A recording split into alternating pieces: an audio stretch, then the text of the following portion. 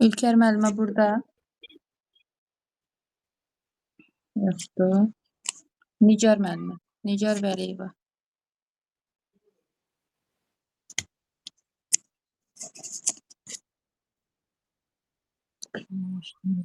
Ruhiyyə müəllimə.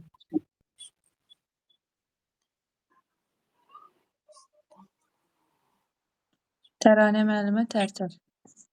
Bəli, buradayam. Təranə müəllimə, hər vaxtınız xeyir. Əlavə Hər vaxt səsləri xeyir. bağlayaq. Bəli, Aha. Təranə müəllimə, bəli. şagird dərsə gecikəndə nə edirsiniz? Bəli. Deməli, şagird dərsə gecikəndə biz bilirik ki, hər bir müəllimin sinifdə gözləntisi, qaydası, prosedur olmalıdır. Biz əvvəlcə şagirdlərə məsuliyyətli olun gözləntisini deməli şagirdlərə bildirməliyik və bunun məsuliyyətini şagirdlərə başa salmalıyıq ki, şagirdlər məsuliyyətli olsunlar. Məsuliyyətli olmaq gözləntisinin içərisində şagirdin dərsə vaxtında gəlməsi, əşyalarını vaxtında gətirməsi də daxildir. Deməli, əgər biz bu gözləntini şagirdlərə başa salmışıq, ola bilər ki, şagird yenə gecikə bilər.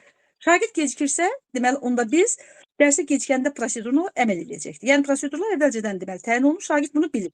Şagird dərsə gecikibsə, o gələcəkdir. Müəllimin deməli, ona müəyyəndə bir işarə verməsindən, məsələn, nəsə də bir icazə verməsindən sonra şagird keçib yerində əyləşəcəkdir. Kitab dəftərini çıxarıb dərsə qoşulacaqdır. Bu zaman dərs pozulmayacaq, şagirdlərin diqqəti yayılmayacaq, dərs axıcı olacaqdır. Müəllim, Yəni, mən eşitmirəm ya bəli, bu prosedura əməl ediləcəkdir. Amma dərs bitəndən sonra bu demək deyil ki, şagird hər dəfə gecikə bilər. Müəllim həmən şagirdlə fərdi söhbət aparmalıdır, gecikməsinin səbəbini araşdırmalıdır. Ola bilər ki, o bullyingə məruz qalıb, ailəsinə hadisə baş verib və bu halların deməli baş verməsinin qarşısını almağa çalışmalıdır. Bax, dərsə şagird gecikən zaman məncə bunları etmək lazımdır. Bəli, doğrudur. Məncə yox, elə bunları edirəm. Yəni, biraz güvənli şəkildə bunu demək lazımdır. Diferensial yanaşma nədir Təranə müəllimə? Diferensial yanaşma şagirdlərə fərdi yanaşmadır. Biz bilirik ki, şagirdlər müxtəlif öyrənmə tərzinə, hazırlıq səviyyəsinə, maraqlarına görə bir-birindən fərqlənirlər. Biz deməli dərsi təşkil edəndə şagirdlərə diferensial yanaşmalıyıq. Yəni bunların hər birini nəzərə almalıyıq. Diferensial yanaşmada dərsin məzmun komponentində, proses komponentində, nəticə, qiymətləndirmə komponentlərində nəzərə alınmalıdır. Bunları da deməli bir-bir izah edə bilərik. Məsələn, məzmun deyirik ki, şagird ötürəcəyimiz hissə biz məzmunu seçəndə məzmun deməli şagirdlərin səviyyəsinə uyğun olmalıdır. Bir də idrak taksonomiyasının mərhələlərini orada biz nəzərdə keçirməliyik. İkinci proses komponenti həmin məzmun şagirdlərə biz hansı yollarla ötürməliyik? Yəni ötürəndə də şagirdlərin öyrənmə tərzlərini, o qavramalarını nəzərə almalıyıq. Eyni zamanda nəticə deyəndə nəticə şagirdin təqdim edəcəyi hissədir ki, şagird öyrəndiyini bizə bir şərait yaratmalıyıq ki, onu istəyirsə yazılı şəkildə göstərsin, istəyirsə qrafik şəklində, səhnələşdirilmiş şəkildə onu bizə təqdim edə bilsin. Yəni şagirdin öyrəndiyi hissədir. Eyni zamanda biz qiymətləndirmə komponentində də fərdi yanaşmalıyıq. Hər bir şagirdin özünə fərdi yanaşıb ona qiymət verməliyik. Yəni ümumi şəkildə siz yaxşısınız, siz düzsüz yox. Hər birini qiymətləndirməliyik. Bax, diferensiallıq deyəndə bu fərdi yanaşma bütün mərhələlərdə nəzərə alınarsa, dərsimiz uğurlu keçəcəkdir. Doğru, tamamilə doğrudur. Bəs bir dərs üçün neçə məqsəd müəyyən etmək daha effektivdir? 2 dənə ən azı uzağı da 3 dənə məqsəd müəyyən etmək daha effektiv. Yəni çox olanda şagirdlər bunların hamısını reallaşdıra bilmir. Bu da dərsin artıqlığının pozulmasına gətirib çıxara bilir. Yəni 2 məqsəd olanda, 3 məqsəd olanda daha yaxşı olur. Şagirdlər bunu daha yaxşı əldə edə bilirlər. Bəli, tamamilə doğrudur. Hər məqsədimiz bir bilik, bir bacarıqdır, düz deyilmi? Bəli. Biz 1:45 dəqiqə ərzində, yəni 5 bilik, 5 bacarıq şagirddə formalaşdıra bilmərik. Yəni ona görə də nə qədər az olsa, yəni 2-3 arası daha effektiv olacaqdır. Yəni 3 dənə də çox deyil, yəni maksimum 3-ünü seçə bilərik. Yəni. Bəli, tamamilə doğru. Bəli. Düzdür. Çox sağ olun Təranə müəllimə, təşəkkür edirəm. Çox sağ olun. Sonra İranə müəllimə. Bəli, müəllimə. Axşamınız xeyir müəllimə. Salam, müəllimə.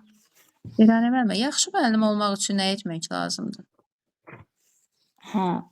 Deməli, yaxşı müəllim olmaq üçün ilk növbədə savadlı, bacarıqlı, dövrün tələblərinə cavab verməlidir. Yəni xüsusi texnoloji avadanlıqları bilməlidir həmin müəllim. İnformasiya biliklərinə sahib olmalıdır. Bundan əlavə də müəllimin didaktik bacarıqları da olmalıdır. Yəni savadlı olub da səriştəsiz olmamalıdır da həmin müəllim. Elə müəllim var, savadlıdır, amma biliyini şagirdə ötürə bilmir. O da yəni didaktivliyi olmalıdır. Bəli. Yəni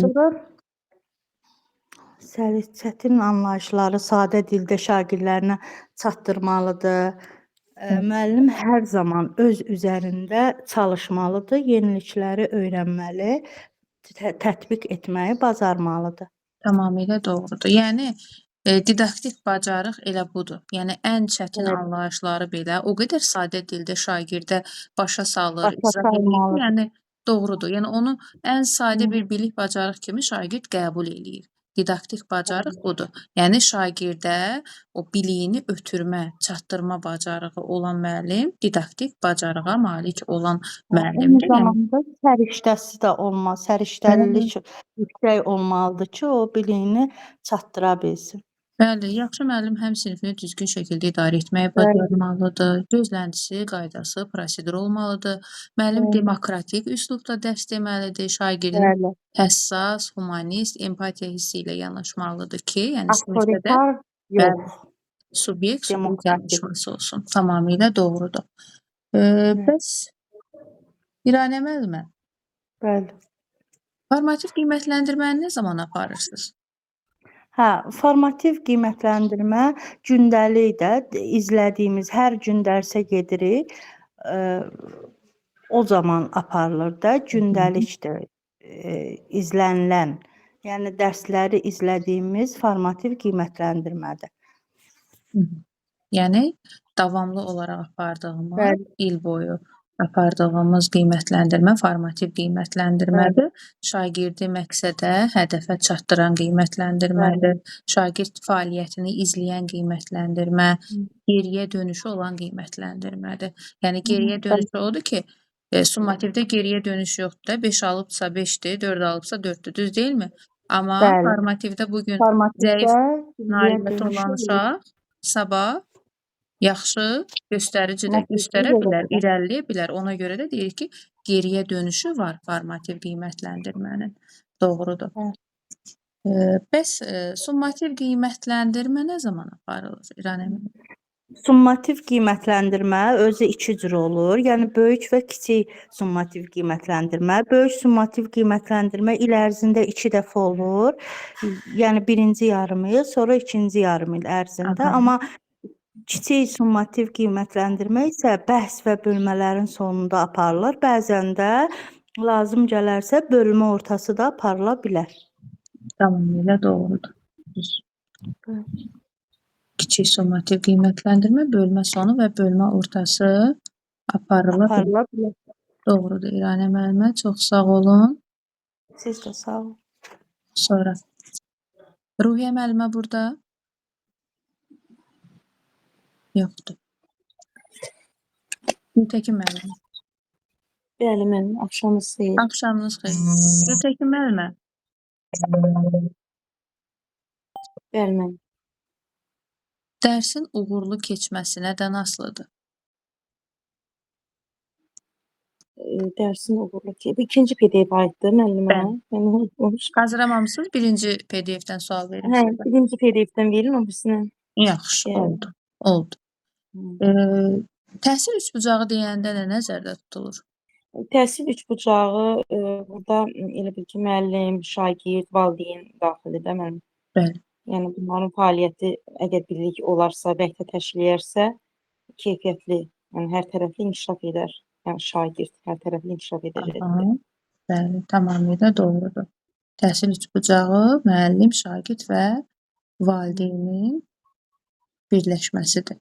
Yəni Birləşməsi. bəli, Yəni, əgər valideynlə müəllimin əməkdaşlığı çox effektivdirsə, səmərəlidirsə, əlbəttə ki, şagirdə də müsbət təsiri olacaq. Çünki uşağın zəif cəhətlərini valideynə deyəndə, yəni mühakimə etmədən, valideynə deyəndə, göstərişlər verəndə evdə valideyn də həmin bacarıqlarının üzərində çalışacaqdır. Düz deyilmi? Yəni bu zamanda əlbəttə ki, şagird inkişafa doğru gedəcək. Yox, əgər Bəli. deyilməsə, valideyni məktəbə cəlb etməsək, valideyn nə biləcək ki, övladı məktəbdə necə davranır, necə Bəli. oxuyur? Mütləq şəkildə biz təkcə zəif tərəfi yox, inkişaf edən tərəflərini də valideynə deməliyik.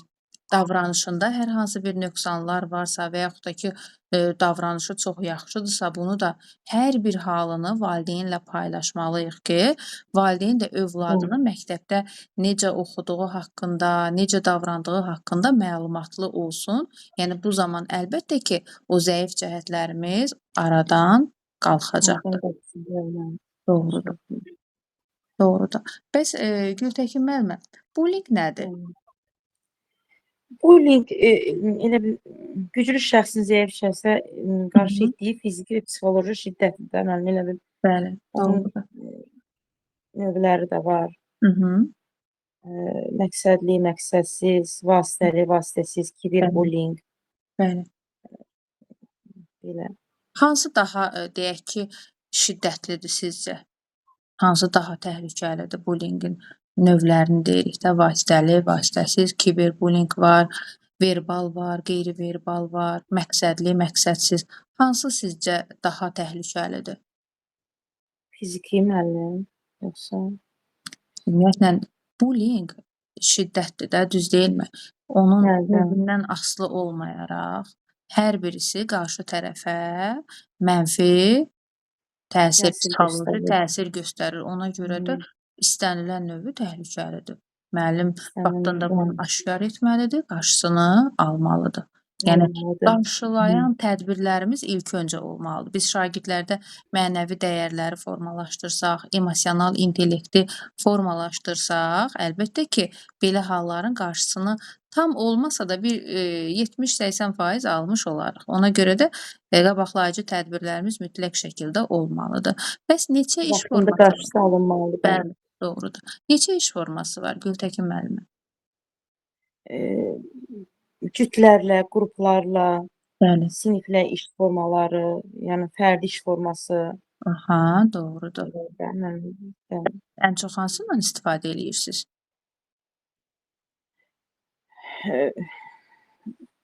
Elə bil ki, Hı -hı. qruplarla iş belə, bütün siniflə iş. Hə, deməli, bu suala necə cavab verəcəyik? Hansınsa bir-birindən seçə bilərik. Ən çox cütlərlə işdən istifadə edirəm, yoxsa ki, ən çox qruplarla işdən istifadə edirəm. Bunu deyə bilərik. Məsələn, siniflə iş forması. Yəni, Gültəkin müəllimə, il ərzində mütəmadi olaraq biz bütün iş formalarından bütün iş formalarından istifadə etməliyik. Çünki hər bir iş forması şagirddə müəyyən bacarığı formalaşdırır. Bəs Gültəkin müəllimə, sonuncu sualı verim. Öyrədici qiymətləndirmə hansıdır? Formativ qiymətləndirmədir. Mən öyrədici formativ qiymətləndirmədir. Yəni dərs ilin əvvəlindən başlayır, il boyu davam edir. Bəli. Yəni şagirdi hədəfə, məqsədə çatdırır, onun inkişafını izləyir. Düz. Belə də, elə bil. Doğru. İstiqamət göstərir. Doğrudur. Çox sağ olun Gültəkin müəllimə. Biraz da özlərimizdə çalışsaq, lap yaxşı. Biraz həyəcanı ilk dəfə deyinə. Heç nə olmaz, narahat olmayın. Bir neçə dərsdən sonra keçib gedəcəyəm. Narahat olmayın. Bir də mən demədim, keçən dəfə deyirdiniz, deyərsiniz, amma yenə də xoşunuza gəlməsə düzəliş eləyərsiniz. Hə, özünü təqdim etməni. Buyurun. Bəli. Hə, kimin özünü təqdim etməsi, üzr istəyirəm, sözünüzlə kəsirəm, özünü təqdim etməsi qalıbsa, yəni ilk öncə onu deyər. Yaxşımı? Yaxşı. Aha, buyurun. Salam, xoş gördük komissiya üzvləri. Mən salam ya xoş gördük eyni elə birini deməliyik də, hə, yoxsa? Hansını deyirsiniz? Elə şeylər fərq eləmir. Hə, xoş gördük komissiya üzvləri. Mən İlyasova Gültəkin Əhəd qızı. 1994-98-ci illərdə Azərbaycan Dövlət Pedaqoji Universitetinin Kimya fakültəsində təhsil almışam. Təhsili başa vurduqdan sonra Bərdəş şəhər 5 nömrəli tam orta məktəbdə ixtisasım üzrə fəaliyyətə başlamışam. Bir müddət sonra ailə vəziyyətimlə bağlı olaraq 4 nömrəli orta məktəbə Elgiz Kərimova adına, milli qəhrəmanın Elgiz Kərimova adına 4 nömrəli tam orta məktəbdə pedaqoji fəaliyyətimi davam etdirdim. Hal-hazırda həmin məktəbdə çalışıram. Müəllimlik fəaliyyəti dövründə şagirdlərə kimya elminin sirlərini dərindən öyrədir, öz fənnimi onlara sevdirməyə çalışmışam. Daim özlərimdə işləyirəm. Bu qədər, yəni az da eləmi? Siz dərsdən sonra onu mənə atarsınız. Yəni üzərində düzəliş eləyib sizə yönəldəcəm. Yaxşımı? Yaxşı. Dəyişib sizə yönəldəcəm. Oldu Gültəkin müəllimə. Çox sağ olun. Siz də sağ olun. Aha. Sonra. Güllü müəllimə burada. Bəli, müəllimə. Axşamınız xeyir Güllü müəllimə. Hər vaxtınız xeyir, müəllimə. Güllü müəllimə. Bəli. Şagird dərsinizə gəlmirsə, sizi sevmirsə, nə edərsiniz? Əvvəlcə pedaqoji fəaliyyətimdə belə bir hallara rastlaşmamışam. Hı -hı.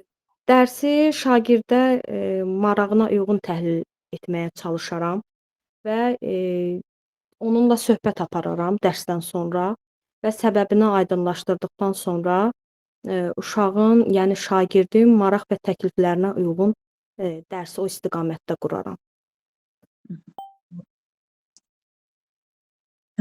Deməli, ilk öncə bunu inkar edirik. Burada sualın məqsədi də var da ki, görək müəllim necə müəllimdir, şagirdlərlə davranışı necədir, ona görə də inkar eləyirik bunu ki, pedaqoji fəaliyyətimiz ərzində belə bir halla rastlaşmamışam. Bəli. Şagirdlərlə düzgün əməkdaşlıq, ünsiyyət qururam, sinifdə düzgün mühit qururam, subyekt yanaşmasından istifadə edirəm, sinifdə dəstəkləyici mühiti tənzimləyirəm. Ona görə də, yəni ki, şagirdlərlə aramızda belə bir problem olmayıbdır. Əgər belə bir problem yaşanarsa, mən şagirdlə fərdi şəkildə söhbət apararam. Ola bilər ki, bilmədən şagirdin qəlbinə dəymişəm, xətrinə dəymişəm. Yəni söhbət apararam. Bunun səbəblərini ortaya çıxararam. Əgər yəni orada mənim bilmədən hər hansı bir nöqsanım varsa, bunu aradan qaldırmağa çalışaram. Yəni bu cür cavab veririk. Yaxşımı? Güllü müəllimə, bəs rəyin növləri, ümumiyyətlə rəy nədir, rəyin hansı növləri var, bu haqda danışa bilərikmi? Bəli, rəy şagirdin fəaliyyəti haqqında verdiyimiz məlumatdır. Bəli. Əsasən formativ qiymətləndirmə zamanı şagirdə rəy verilir. Bəli.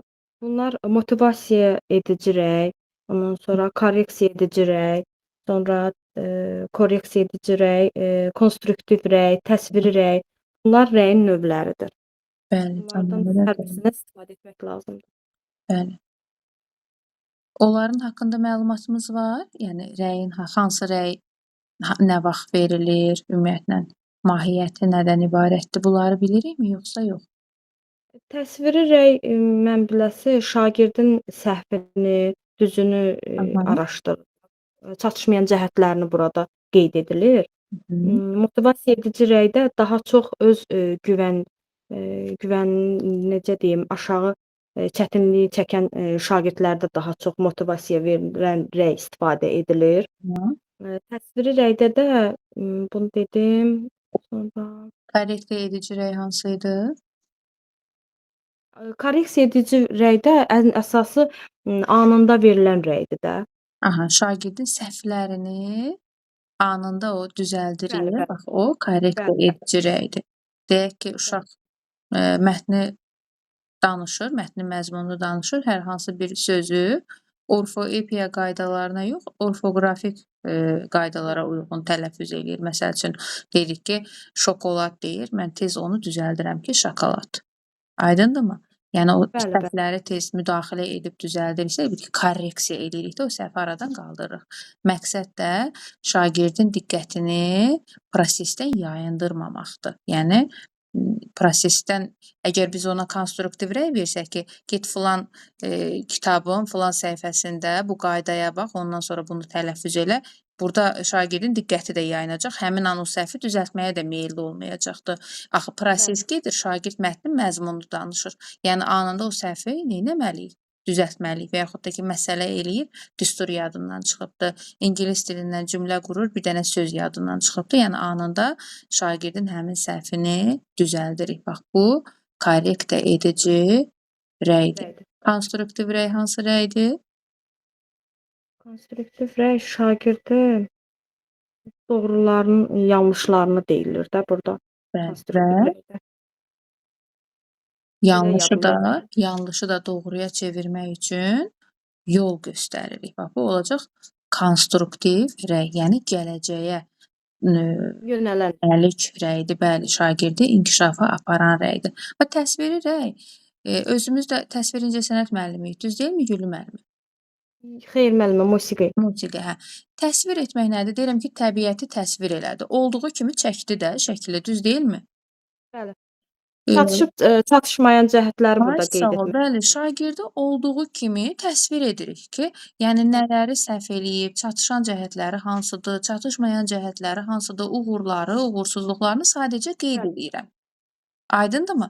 Deyirəm ki, Aydın. mətni düzgün şəkildə qurmusan, amma deməli, mətndə ümumi, xüsusi isimləri kiçik hərflə yazmısan. Burada işini təsvir elədim sadəcə. Amma təsvir edəndən sonra şagirdin həmin səhvi düzəltməyə doğru istiqamət verirəmsə, yol göstərirəmsə, artıq bu olacaqdır konstruktiv rəy. Aydındırmı? Sadəcə səhvini düzünü dedim, dayandımsa bu təsviri rəydir. Çatışıb çatışmayan cəhətləri. Motivə edici rəydə doğru dediniz. Yəni ən çox hamıya lazımdır motivə edici rəy. Deyirəm ki, əhsən, afərin, çox gözəl hazırlaşmısınız. Ümumiyyətlə sualları çox yaxşı cavab verirsiniz. Belə də davam eləyin. Və yaxud da ki, mən sizə inanıram, güvənirəm. İnanıram ki, bu çətinliyin öhdəsindən gələcəksiniz. Bu nədir? Motivə edici rəy. Motivasiya verir də insana, həvəs yaradır insanda, özünə inam, özgüvən hissi yaradır. Elə təkcə, necə deyim, özgüvən hissi aşağı olan və yaxud da ki, çətinlik çəkən insanlara lazım deyil ki, bu rəy. Bütün hər kəsə lazımdır. Aydındırmı? Üzr istəyirəm, bağışlayın sözünüzü kəsirəm. Mən ən çox konsert tədbirlərinə hazırlaşan zaman motivasiya edici rəydən istifadə edirəm. Bəli. Aha, doğrudur. Yəni burada da biz pedaqoji prosesin təşkili prinsiplərindən dəstəkləyici mühiti gözləmiş oluruq. Konstruktiv rəy veririksə, fəaliyyətin stimullaşdırılmasıdır. Çünki şagirdin səhvini də dedik, düzünü də dedik, səhvləri doğruya çevirmək üçün yol göstərdik. Bu nə oldu? Fəaliyyətin stimullaşdırılması. Amma ki, motivə edici rəy veririksə, deməli dəstəkləyici mühit yaradırıq. Şagirddə özünə inam, özünə güvən hissi formalaşdırırıq. Yəni ona inandığımızı, ona güvəndiyimizi söyləyiriksə, yəni biz şagirdə motivasiya veririk. Belə Gülü müəllimə, çox sağ olun. Bir azca da hazırlaşsaq, bir azca da daha yaxşı cavablandıra bilərik sualları. İkinci dərsimizdir. Yəni ümid edirəm ki, irəliləyən dərslərimizdə də daha yaxşı, daha mükəmməl cavab verəcəyik. Yəni belə demirəm pisdir, amma ki, yaxşı da ola bilər. Sonra Rəmalə müəllimə burada yoxdur. Ümmanə müəllimə. Müəllimlərimizin çoxusu icazə alıb. Ülviyə müəllimə.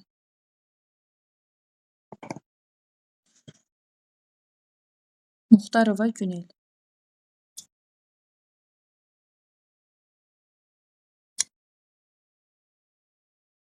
Sonra Bəturə müəllimə.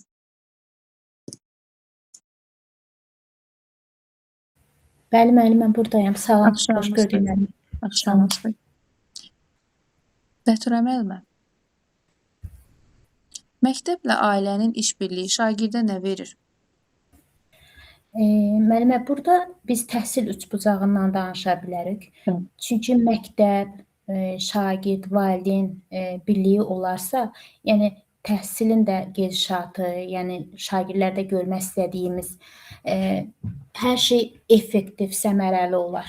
Yəni burada biri axsayarsa, yəni əgər şagird, müəllim iştirak edirsə, valideyn burada kənarda qalarsa, yəni daha sonra bu ciddi nöqsanlara gətirib çıxarar. Ona görə də mütləq burada valideynin, şagirdin, bir də müəllimin birgə əməyi olmalıdır. Müəllim hər şey, daha doğrusu valideyn hər şeydən xəbərdar olmalıdır. Şagirdin istər təlimində, istər təhsilində olan irəliləyişlər eyni zamanda nöqsanlar Bəli. valideynə mütləq çatdırılmalıdır. Tamam. Yəni bu da müəllimin elə bir bacarığından, səriştəliyini göstərir. Bəli, tamamilə doğrudur. Elə bax, şagirdin gündəliyinə biz rəy yazırıq da, düz deyilmi? Konstruktiv məzmunlu rəy. Əvvəl meyarlar yazılırdı, qiymətləndirmə meyarları və yaxud da ki, səviyyə yazılırdı. Valideyn də nə bilir ki, məsəl üçün deyək ki, 4-cü səviyyə. Nə bilir ki, nədən 4-cü səviyyə, nə iş gördü ki, 4-cü səviyyə ilə qiymətləndirildi. Amma müəllimə belə şeylə qarşılaşırıq tez-tez. Bəli.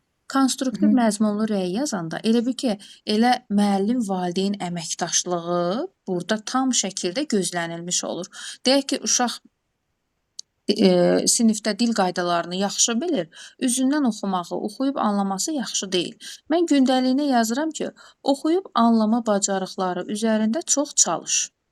Evə gedəndə mən ora 5 yazsam valideyn üçün daha aydın olacaq və yaxud da ki, 3 yazsam, 4 yazsam valideyn üçün aydın olacaq, yoxsa oxu bacarıqları üzərində daha çox çalış yazsam daha aydın olacaqdır. Əlbəttə ki, rəy yazsın. Bəli, rəy yazsaq daha aydın olacaqdır. Və Daha evdə də aydın. valideyn nə edəcəkdir? Şagirdin oxu bacarıqlarının üzərində daha çox dayanacaqdır Daha ki, çox çalışacaq, daha çox ona kömək, dəstək göstərəcək. bəli, bəli, tamamilə doğrudur. Yəni o demək deyil elə valideyn daimi gəlsin məktəbə. Yəni mən elə o gündəlik vasitəsilə, gündəlik olmasın, dəftər olsun, tapşırıq dəftəri. Önəmli deyil ki, mən bəzən deyirik ki, ay gündəlikdə yer yoxdur, yaza bilmirik. Dəftəri yoxdur uşağın, dəftərinə yaza bilərəm Bəli. həmin rəyi. Qeyd eləmək olur. Tamamilə doğrudur. Bu elə valideynlə birbaşa əlaqənin qurulmasıdır. Təməli. Övladı haqqında da bəli, tam məlumatlı olacaqdır. Yəni hər bir şeyi problem eləmək düzgün deyil, düz deyilmi? Yəni istənilən yolla biz valideynlə əməkdaşlıq qura bilərik, valideynə məlumatımızı ötürə bilərik. Bəs yoldaş qiymətləndirməsinin meyarlarını kim hazırlayır? Kimlər aparır? Meyarı kim hazırlayır Bəturə müəllimə? Yoldaş qiymətləndirməsi müəllimə, necə deyim sizə? Yoldaş qiymətləndirməsi bu qrup işi zamanı, cütlərlə iş zamanı, sinifdə ümumi, məsələn, tutalım ki, mən bir xor nümunəsi göstərmişəm, uşaqlara ifa göstərirəm. Yəni, bunu ifa qaydalarını, oxu tərzini uşaqlara izah eləyirəm. Bunu mən dördlü şəkildə, yəni kvartet şəklində də göstərə bilərəm, xor şəklində. Yəni, burada mən əgər uşaqların kvartet şəklində göstərdiyim ifada, hansısa bir uşaq ifada çətinlik çəkirsə, o həmin ifanın öhdəsindən gələ bilmirsə, digər uşaqlar onun qiymətləndirilməsində rol oynaya bilər. Onların səhvini, doğru tərəflərini, nüansları göstərə bilər. Misal üçün, ifa çox gözəl idi, amma dinamik məsələn nüansları yer verilməmişdi. Harada güclü tərəflərini, harada zəif tərəflərini göstərə bilər həmin uşaqlar. Əməkdaşlıq, burada əməkdaşlıq rol oynayır. Yəni, qiymətləndirmə zamanı. Mən fikrimi çox doğru, düzgün izah eləyə bilmədim. Əslində izah istəyərəm. Hə. Bunu saxlayaq, digər müəllimlərimizə ünvanlayaram Bəturə müəllimə. Sonra özüm geniş izah verərəm. Yaxşımı? Müəllimə. Amma yoldaş qiymətləndirməsini kim aparır sinifdə? Şagirdlər özləri. Bəli, Şagirdlər özləri. Bəli. Bəs meyarı kim hazırlayır sizcə? Şagirdlər özü yoxsa müəllim? müəllim hazırlayır. Bəli, şagirdin belə bir vəzifəsi və yaxud da ki, Vəzifəsi səlahiyyəti yoxdur. yoxdur da, düz deyilmi? Meyar Düzdür. asan bir şey deyil ki, onu şagird dursun, meyar hazırlasın. Biz meyarları təlim məqsədlərinə uyğun müəyyən eləyirik də, düz deyilmi? Yəni deyək ki, bu gün şagirdin mətnin tərkib hissələrini müəyyən etmək bacarıqlarını formalaşdırırıqsa, yəni giriş, əsas, sonluq hissəsini müəyyən edəcək, qiymətləndirmə meyarımız da məhz həmin məqsədə uyğun olmalıdır ki, görək şagird deməli, mətnin giriş hissəsini müəyyən etdimi və yaxud da ki, əsas hissəsini müəyyən etdimi? Ona görə də qiymətləndirmə meyarlarını da müəllim özü hazırlayır, amma yoldaş qiymətləndirməsini şagirdlər aparır, yəni bir-birini qiymətləndirirlər obyektiv şəkildə. Bəturə müəllimə çıxdı, yəqin internetdə problem var. Bəturə müəllimədən sonra kim idi? Təranə müəllimə, Hacı Qabul buradadır. Salam müəllimə, hə Salam, buradayım. hər vaxtınız xeyir. Təranə müəllimə, elə yoldaş qiymətləndirməsindən davam eləyək. Yoldaş qiymətləndirməsinin əhəmiyyəti nədir? Yəni bu haqda nə deyə bilərik? Yoldaşlarının işini analiz edən şagird eyni zamanda öz səhvlərini, uğurlarını da daha aydın görür də. Bəli, Yəni bu biz kənardan baxmağı öyrənərək metakognitiv bacarıqları inkişaf etdirir. Yoldaş burada meyarı müəllim özü təyin eləyir, amma şagirdlər öz aralarında qiymətləndirmə aparır da. bəli. Burada elə bil digər üzərində apardığı Müəllimə, üzr istəyirəm, nəsə oldu, kompüterdən çıxış oldu. Ona görə yəni problem yaşadım. Narahat olmayın. Təranə müəllimə Hə. sualları cavablandırsın, sonra sizinlə davam eləyəcəyik. Yəni ki, müəllimə uşaq digərinin üzərində qiymətləndirmə apararkən öz səhvlərini də görür də. Burada tənqidi təfəkkür, yaradıcılıq daha inkişaf edir. Hı -hı. Tənqidi təfəkkür. Yəni yaradıcı təfəkkür o qədər də yox, amma tənqidi təfəkkürü şagirdin inkişaf edir. Çünki qarşı tərəfə obyektiv, dərəssiz, düzgün rəy bildirir. Yəni tənqidi təfəkkür də nəyi sevir? Şəffaflığı, dəqiqliyi, düzgünlüyü. Yəni bu da ümumiyyətlə yoldaş qiymətləndirməsi hansı qiymətləndirmənin bir vasitəsidir? Formativ Bəli, formativ qiymətləndirmənin bir vasitəsidir, bəli, yoldaş qiymətləndirməsi. Tamamilə doğrudur. Bəs fərdi iş formasının əhəmiyyəti nədir, Təranə müəllimə? Fərdi iş forması, şagird təlim fəaliyyətini tam müstəqil şəkildə özü öz üzərində çalışır, bacarıqlarını kəşf edir. Mən elə başa düşürəm. Bəli, özü müstəqil şəkildə yəni fəaliyyət göstərir, öz tempi ilə fəaliyyət göstərir. Yəni bu zaman şagird özünün zəif və güclü tərəflərini tam şəkildə aşkarlaya bilir. Metakognitiv bacarığı formalaşır, şagirdin özünə inamı formalaşır. Fərdi iş formasında şagird heç kəsdən asılı olmayaraq müstəqil şəkildə fəaliyyətini həyata keçirir. Aydındırmı? İnamı yüksək olur da, o şagirdin özünə inamı yüksəkdir. Bəli, tamamilə doğrudur. Həm də ki, yəni özünün zəif güclü tərəflərini daha yaxşı müəyyən eləyir. Deyək ki, cütlərlə işdə ikisi bir yerdə işləyir şagirdin. Yəni bir-birinə dəstək olur, köməkli hər hansı bir fəaliyyəti icra eləyirlər. Bu zaman özünün zəif cəhəti haqqında tam bu şəkildə məlumatlı olmur. Yəni aydın olmur ki, görəsən mən bunu tək başına həll edə bilərəm yoxsa yox. Aydındırmı? Çünki axı dəstək var. Bir yerdə işləyirlər bu işi. Cütlərlə işdə. Amma fərdi işdə şagird artıq özü müstəqil şəkildə öz tempi ilə işləyir və harda çətinlik çəkdiyi məqamları daha yaxşı bilir. Yəni bu zamanda şagirdin metakognitiv bacarığı, yəni özü haqqında olan biliyi və bacarığı inkişaf eləyir. Amma ki, bunun çatışmayan cəhətləri də var da, düz deyilmi Təranə müəllimə? Fərdi iş forması daimi, deyək ki, fərdi işdən istifadə edirik. Bu zaman şagirdin hansı bacarıqları kölgədə qalar sizcə? Əməkdaşlıq etməyi, Bəli, sosial bacarıqları, ünsiyyət, əməkdaşlıq bacarığı, birgə problem həll etmə, hətta kompromisə getmə bacarıqları da kölgədə qalmış olur. Çünki cütlərlə işdə kompromisə gedəcəklər. Yəni bir-birinin fikri ilə razılaşacaqlar. Qruplarla işdə də belədir. Yəni onlar kompromisə gedirlər. Amma fərdi işdə artıq şagirdin həmin bu bacarıqları kölgədə qalacaqdır. Ona görə də yəni biz daimi fərdi işdən istifadə etməməliyik. Yəni bütün iş formalarına müraciət etməliyik. Sonra Təranə müəllimə. Təranə müəllimə, sizin ixtisasınız nə idi? Təsvir incəsənət müəllimi. Hə, təsvir incəsənət.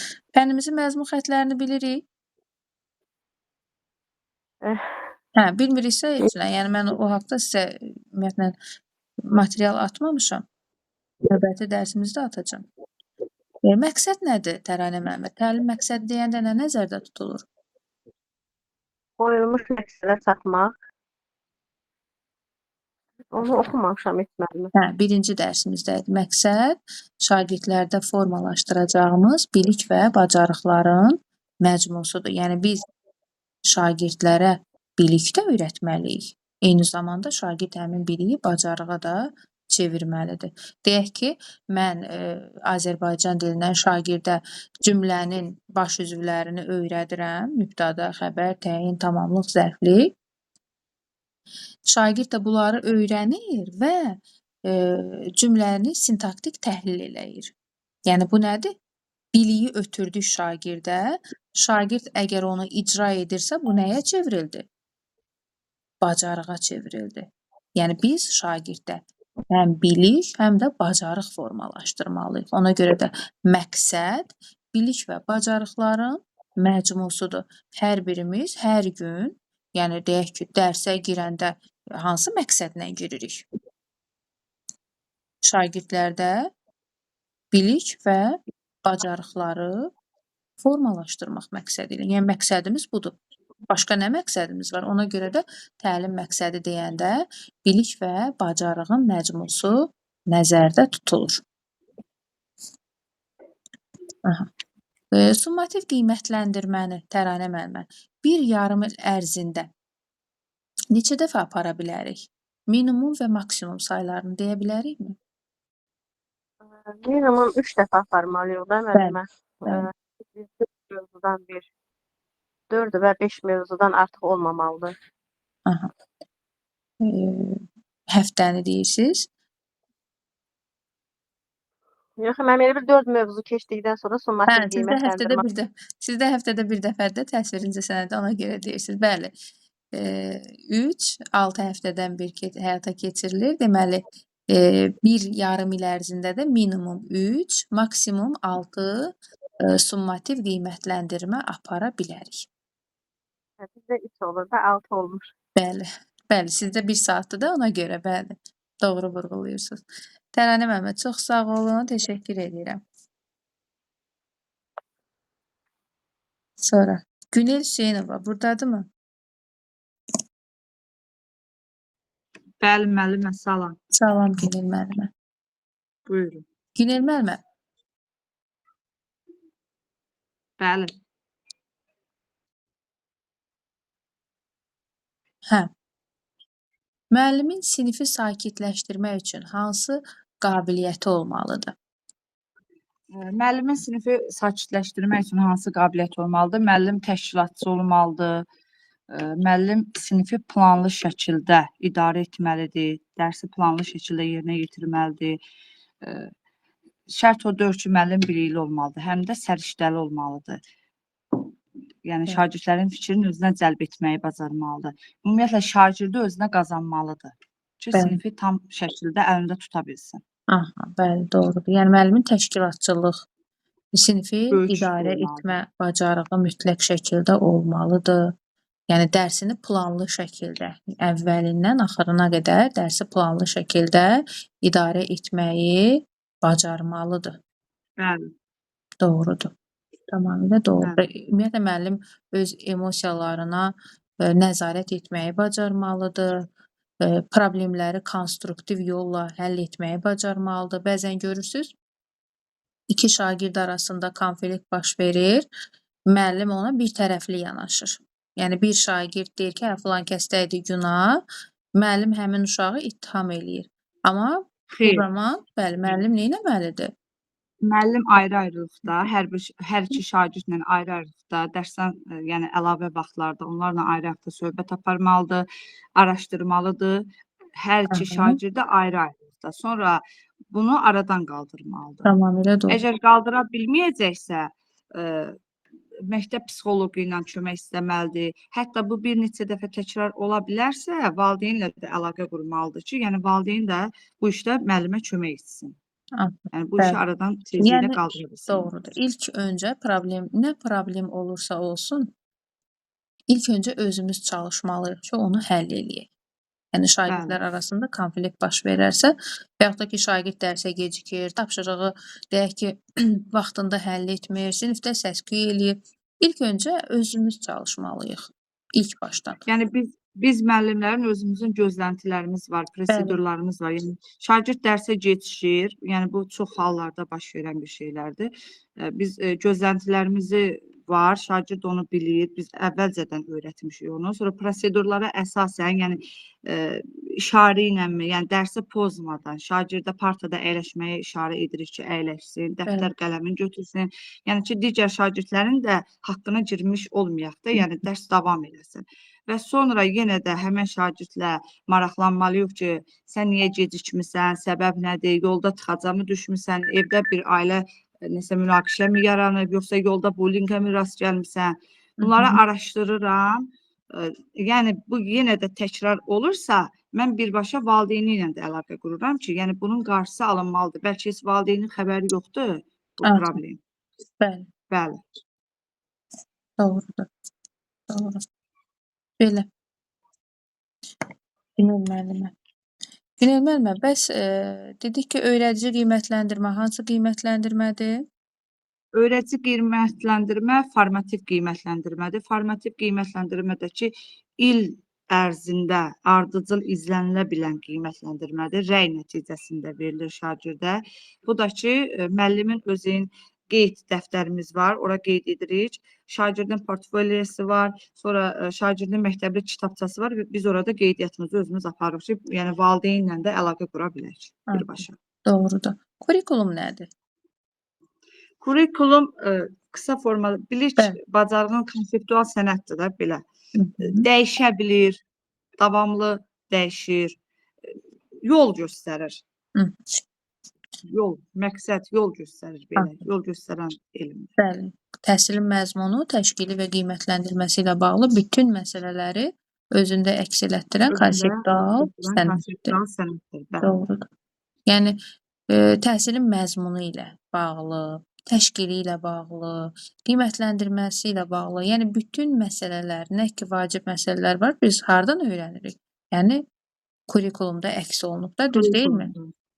Yəni məzmun da odur ki, şagirdə öyrətmək üçündür. Təşkil də ki, şagird necə onu təşkil edək, necə çatdıraq, hansı üsullardan istifadə edək, qiymətləndirmə ilə də ki, nəticəyə gəlib çıxırıq. Yəni məzmun, doğrudur, məzmun şagirdə nə öyrədəcəm? Yəni təhsilin məzmunu nədən ibarətdir? Hansı biliyi öyrədəcəyik, hansı bacarığı görürsüz? Biliyin növləri var, faktoloji bilik, konseptual, prosedural, metaqognitiv bilikdir, təfəkkür, tənqidi, məntiqi, yaradıcı təfəkkürdür, səriştələrdir. Yəni bunların hər birisi deməli, təhsilin məzmununa daxildir. Yəni biz şagirdlərə bu bilikləri, bu bacarıqları ötürürük. Təşkil də həyata keçirdiyimiz iş üsullarıdır, iş formalarıdır, strategiyalardır, bəli, təlim modelləridir, layihə əsaslı, oyun əsaslı, oyunlaşdırma əsaslı, problem, sorğu araşdırma əsaslı. Yəni o məzmunu şagirdə ötürmək üçün hansı strategiyalardan istifadə edəcəyiksə, yəni işimizi necə təşkil edəcəyiksə, bunlar hamısı harda öz əksini tapır. Yenə də kurikulumda öz əksini tapır da, düz deyilmi? Və şagird həmin o məzmunu nə dərəcədə mənimsədiyini ölçmək üçün də biz qiymətləndirmə aparırıq ki, şagird o biliyi, bacarığı nə dərəcədə mənimsəyib və yaxud da ki, heç mənimsəməyib. Yəni bunun üçün də biz qiymətləndirmədən istifadə edirik Günel müəllimə. Bəli, Aha. Günel müəllimə, bəli. bəs bullyingin qarşısını almaq üçün nələri edirik biz?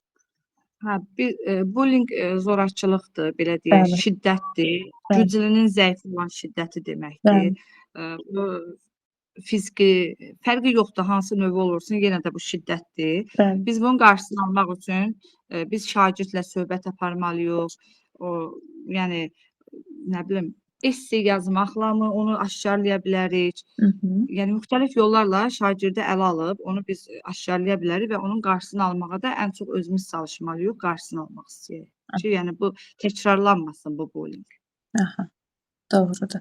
Emosional intellekti formalaşdırmalıyıq, mənəvi inkişafını formalaşdırmalıyıq, şagirdlərlə maarifləndirici söhbətlər aparmalıyıq. Elə valideynlərlə. Bəli, tamamilə doğrudur. Psixoloqa müraciət etməliyik. Çünki bəzən bizim bilmədiklərimizi onlar daha yaxşı bilirlər.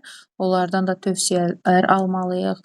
Şagirdlərin istər bullyingə məruz qalmış şagirdin, istərsə də bullini, yəni biz psixoloqa yəni psixoloqun yanına aparmalıyıq, onlarla söhbət aparmalıyıq.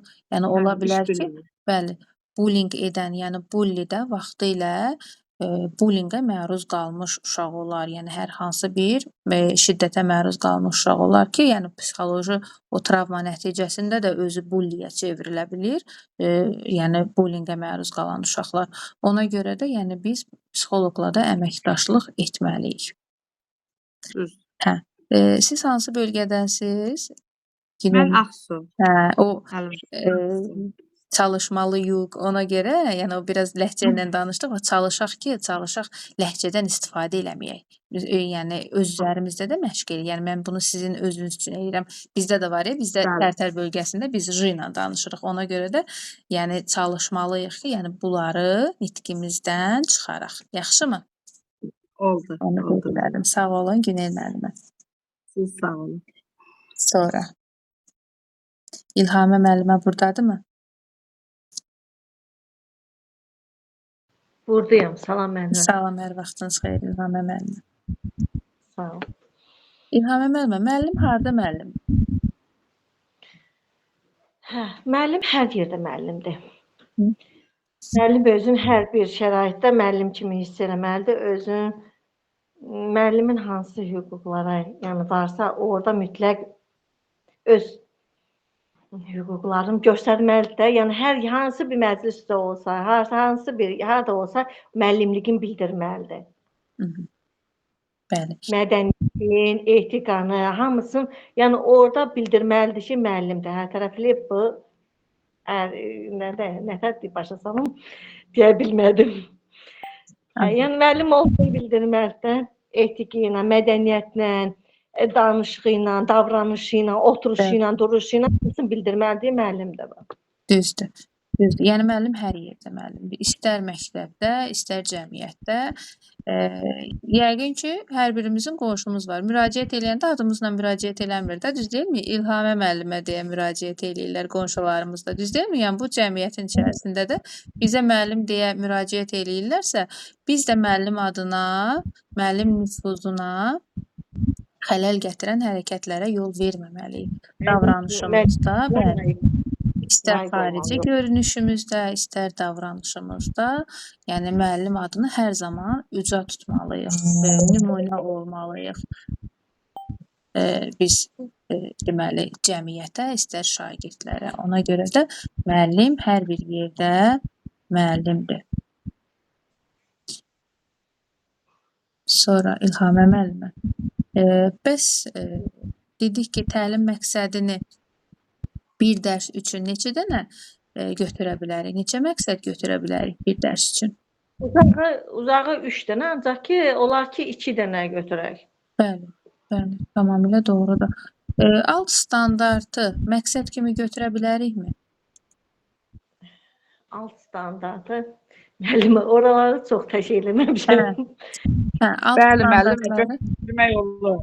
Aha, bəli. Alt standartları, sadə şəkildə verilmiş alt standartları biz təlim məqsədi kimi götürə bilərik İlhamə müəllimə. Təhsil üçbucağı deyəndə nə nəzərdə tutulur və əhəmiyyəti nədir? Təhsil üçbucağı deyəndə orada valideyn, müəllim, bir də şagird üçünün əlaqəsi olmalıdır. Aha, Yəni bunlar əlaqəli iş görməlidirlər, bir-birinə əlaqəli. tamamilə doğrudur. Bəli. Əhəmiyyəti nədir? Əhəmiyyəti odur ki, yəni bir hadisə olanda müəllim valideynlə əlaqədar olmalıdır ki, övladının hansı işlərdə məşğuldur, nə edir, hansı işdə axsaqlığı var, harada irəliləyişi var. Şagirdin də bundan xəbəri olmalıdır ki, yəni şagird də öz səhvlərini düzəltməlidir. Əgər valideyn qırağda qalarsa, müəllim şagirdlə əlaqə saxlayarsa ki, sənin səhvin budur, nədir? Valideynin xəbəri olmayacaq. Bunu ola bilər ki, uşaq gedib evdə deməyəcək səhvlərin. Bəli. Ona görə də valideynlə də əlaqə saxlamaq lazımdır ki, sənin uşağın yaxşı cəhətləri budur, bəs mənfi cəhətləri budur. Bəs mənfi cəhətlərini düzəltmək lazımdır ki, və yaxşılığa doğru getsin. Ona görə də bu üçü əlaqəli olmalıdır ki, cəmiyyətə xeyirli evladlar, vətəndaş yəni ki, Yetişdirsin. Bəli. yetişdirək. Tamamilə doğrudur. Yəni valideyn özü də təhsil prosesinin iştirakçılarından biridir. Yəni pedaqoji prosesin təşkili prinsiplərindən də biri, yəni prinsip nədir? Bizim əməl etməli olduğumuz şərtlərdən biridir. Pedaqoji prosesin şərtlərindən məktəb valideyn münasibətlərinin tənzimlənməsi. Yəni biz düzgün münasibət qurmalıyıq, valideynləri məktəbə cəlb etməliyik. Yəni bəzən ola bilər ki, valideyn hər hansı bir işindən dolayı olaraq məktəbə gələ bilməsin. Biz bununla da deməli valideynə məlumatlarımızı göndərməliyik. Yəni buna baxmayaraq daha doğrusu məlumatlarımızı göndərməliyik. Yəni məktəb valideyn əməkdaşlığı əgər düzgün şəkildə qurularsa, sizin də vurğuladığınız kimi cəmiyyət üçün faydalı, yararlı bir şəxsiyyət yetişdirə bilərik. Düzdür. Bəs ilk öncə dərsimizi uğurlu təşkil etmək üçün nələrə diqqət yetirməliyik? İlk öncə dərsimiz uğurlu olsun deyə biz əvvəldən dərsə girməmişdən dərsimizi planlaşdırırıq. Hansı vəsaitlərdən istifadə edəcəyik, dərsə uşaqlara sunum kimi nəyi göstərəcəyik, nədən başlayacağıq. Yəni belə bunlarla dərsə yəni ki, girəcək ki, dərsə idarə eləyək. Aha. Yəni məqsədlərimizi ilk öncə müəyyən edirik. Dərsə də başlayanda ilk öncə biz şagirdlərin diqqətini dərsə cəlb eləyirik. Yəni müxtəlif cəlb etmə üsullarından istifadə eləyirik. Məsəl üçün beyin həmləsi ola bilər, crossword ola bilər, tapmaca ola bilər, hər hansı bir musiqi ola bilər, video çarx ola bilər, əyani vasitələr ola bilər. Yəni bununla biz şagirdlərin diqqətini dərsə cəlb eləyib, onlarda idrak fəallığı oyada bilərik. Açıq tipli suallar verə bilərik. Yəni bu tənqidi yanaşmanı formalaşdıran, yaradıcı təfəkkürü formalaşdıran suallar ola bilər. Provokativ suallar deyirik. Bu suallarla şagirdə müraciət eləməli. Yəni bu zaman şagird artıq deməli idrak fəallığı şagirddə formalaşacaqdır və mən bu gün yeni bir şey kəşf edəcəm təəssüratı yaranacaqdır şagirddə. Ona görə də yəni istər-istəməz bütün şagirdlərin diqqəti dərsə cəlb olunur. Təsəvvürünüzə gətirin ki, biologiya dərsidir. Hər hansı bir bitki haqqında deməli dərs keçəcəksiniz şagirdə. O bitkinin deyək ki, çiçəyinin qoxusunu gətirdik, çilədik otağa. İndi uşaqlara sual verir ki, uşaqlar sizcə bu nəyin qoxusudur? O dərsi oxumaq istəyən də, istəməyən də hamısı düşünəcək ki, görəsən bu hansı bitkinin qoxusudur, düz deyilmi? Bəli. Sonra maraqlı olacaq ki, görəsən müəllim bizə nə öyrədəcəkdir? Sonda nə əldə edəcəyik? Ona görə də, yəni ilk öncə dərsin uğurlu keçməsi üçün ilk öncə şagirdlərin diqqətini dərsə cəlb etməliyik. Yəni dərsə cəlb etmək bir növ elə bil ki, o balığı ki necə qarmağa keçiririk, artıq o qarmaqdan çıxa bilmir. Yəni cəlb etmə də şagirdi o qarmağa keçirməkdir. Artıq biz şagirdi müsbət mənada qarmağa keçirmişiksə, onun diqqəti dərsin sonuna qədər, prosesin sonuna qədər dərsdə olacaqdır. O kəşf etmək həvəsində olacaqdır. Yəni buna görə də mütləq şəkildə cəlb etməmiz çox maraqlı olmalıdır. Əgər biz şagirdin diqqətini dərsə cəlb eləyiriksə, deməli o dərsin 50%-ni həyata keçirmiş oluruq. Aydındırmı? Bəli. Hə, bir də İlhamə müəllimə qeyd elədim. Bizdə də ləhcə hiss olunur. Gedəcəyik, gələcəyik. Siz hardasınız? Ağdaşdan, Göyçaydan. Hacı Qabul. Hardan? Hacı Qabul. Hə, Müəllimə, biz üçümüz də qonşuyuq. eləmi? Hə, Təranə müəllimə, İlhamə müəllimə, bir də mən. bəli. Hiss olunur. Nitqimiz də elə, danışığımız da eynidir. Hə, çalışaq bunları aradan qaldıraq. Yaxşımı İlhamə müəllimə? Bəli. İndi istər-istəməz olur, amma çalışaq maksimum Hə, dərəcədə buna diqqət yetirək. Doğru. Deməsəm, yəni bilirsiniz necədir? Vərdiş eləmişik o ləhcəyə. Amma ki, indi müsahibə bir 5 dəqiqəlik, 10 dəqiqəlikdir də, orada nitqimizə diqqət yetirsək, bu da bizim balımızın yüksək olmasına səbəb olacaqdır. Ona görə də çalışaq bunları aradan qaldıraq. Müəllimə, çox çətin olur müsahibə. Yox, narahat olmayın. Bax, bu suallar elə müsahibə mərhələsində verilmiş suallardır. Yəni, narahatçılığa səbəb yoxdur. Əsas odur ki, nitqimizi inkişaf eləsin, həyəcanımız ortadan qalxsın. Yəni, ən əsası budur. Yəni, orada sual da ünvanlananda sırf metodikaya aid, kurikuluma aid və yaxud da ki, necə deyim, psixoloji suallar da ola bilər. Yəni, fənnimizə aid, deyək ki, fənnin məzmun xətləri, yoxsa ki, fənn bacarıqlarına aid elə bir sual olmur ki, 5-in üstünə 3 gələndə neçə eləyir. Yəni, sırf dərsin təşkili olsun, sinifin idarə edilməsi olsun, yəni bu cür suallar olacaqdır. Heç narahatçılığa səbəb yox. Yenə deyirəm, əsas o həyəcanımızın aradan qalxmasıdır. Belə İlhamə müəllimə. Çox sağ olun. Siz sağ olun. Xeyri yoxdur, o adamda həyəcan mütləq olur. Nəsə də arada Yəni hazırlıqlı olandan sonra o qədər də çox olmur İlhamə müəllimə. Yəni narahat olmayın. açılışandan sonra da, açılışandan sonra ola bilər. Bəli, əlbəttə ki. Sonra açılışacaq. Ola bilər ki, harda səhvlərimiz var, onları yavaş-yavaş düzəldərik. Düzdür. Həyəcan hamıda olur. Mən özüm də 2023-cü ildə iştirak eləmişəm. Eləsə imtahana girəndə də həyəcan keçirmişəm, müsahibəyə gedəndə də keçirmişəm. Amma sonra baxırıq ki, yersizdir. Yəni həyəcana ehtiyac yoxdur. Evet. Sonra Lamiyə müəllimə burada.